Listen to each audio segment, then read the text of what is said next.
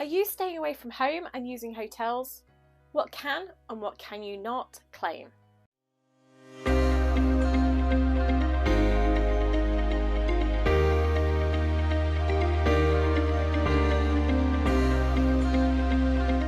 Hi, I'm Kimberly Shapcott, qualified chartered accountant, property investor and entrepreneur. Let's sit down and have a chat. Are you stopping away from home in hotels because you might be going to your viewing area? You might be going on conferences, courses, you might be meeting potential investors. There's many reasons why you may be stopping away from home. And if you're stopping away from home, my guess is you may be stopping in a hotel.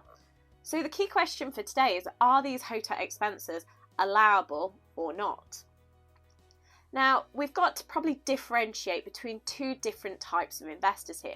One who is doing it in their own name and one who is doing it through a company. So let us start briefly with those in their own name.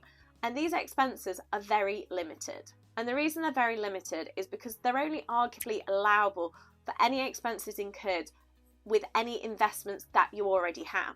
So if you invest in, say, Manchester and you live in London, then potentially, if you've got investments in Manchester, you need to go and visit them and you're going to have to stay overnight. Then there is the potential that you can go pay for a hotel and claim that against your rental income because you need to go and do a visit of the property that you own. If you're going on a speculative visit, then unfortunately as an individual those expenses are not going to be allowable, as you can only claim expenses for those expenses that you already have investments with. Let's move on to our companies then, because with the companies there is much more scope for claiming some of these expenses, because you as a director or employee of that company are going to be incurring these expenses on behalf of the company. So at the very beginning I briefly mentioned a few different ideas of where you may be stopping in a hotel. So let's briefly go through some of those and then see what we need to do to be putting those claims through your company. Now, the first one was viewing trips, because if you have got some properties or you haven't got some properties, you're probably going to be looking for some more properties. Not always easy, but also not impossible and sometimes not hard at all. But you go and you visit an area and you go on viewing trips, and these might be not close to you, so you may need to be stopping overnight, especially if you're going for a weekend or a couple of days. On these occasions you may be getting an Airbnb or a hotel, whatever it may be, to stop in the local area of where you're looking at investing. And are these expenses allowable? Well, yes, these expenses are allowable. This is because in a company, you are acting on behalf of the company as an employee or director of said company. Now, other examples of this may be if you're attending networking events or if you're attending conferences to do with property, to do with something that is relevant, and you need to stop over to be closer to make it more practical to attend some of these events. And on these occasions, yes, you can claim those expenses as expenses through the company, the hotels that you are stopping in.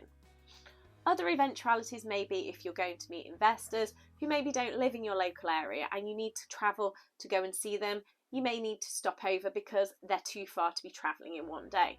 And on this occasion, again, you would be able to be claiming that hotel stop or that Airbnb against your company income. So what do you need to be able to claim this?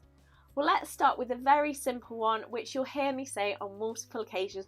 Make sure you've got a copy of the invoice or the email that has all the details of what you have actually paid. And this will give the information, which is how much you paid, what date you stopped there, and all the details, which is what we need for the company accounts purposes, the bookkeeping. Now, when you have got that invoice, if you've paid for it through the company card, then not a problem. It will just go with the other bookkeeping accounting records that you've got for the company. If you paid for it on a company card, then you don't need to worry. The only thing you'll need is that invoice, that purchase expense, that email, whatever you may have to evidence that transaction. If, however, you've done it on a personal card, because maybe you're trying to collect some points or something like that, then on that basis, you'll need to do an expense claim form. And in doing an expense claim form, You can check out the separate video on how to go about doing them. But the basic premise is you'll collect all your expenses together and claim that against the company. Obviously, at times, I know the company may not have that money to repay you. If it does, great, you can just take the money out of the company. If not, then this money will sit on your loan account until the money is available in the company to be able to pay back to you at some future point in time. You'll be pleased to know that these are all tax allowable expenses, so will reduce your corporation tax bill. So that's great news, as this means that you will be paying a little less corporation tax, or if you're not quite making a profit, it will just increase that loss that you carry forward to set off against your income as you do start making a healthy profit. Hopefully today you've got an understanding of when you can be claiming your hotels when you're staying away from home. If you've got any questions, please do leave a comment. Please like the video and do subscribe to the channel, and let's make tax less taxing.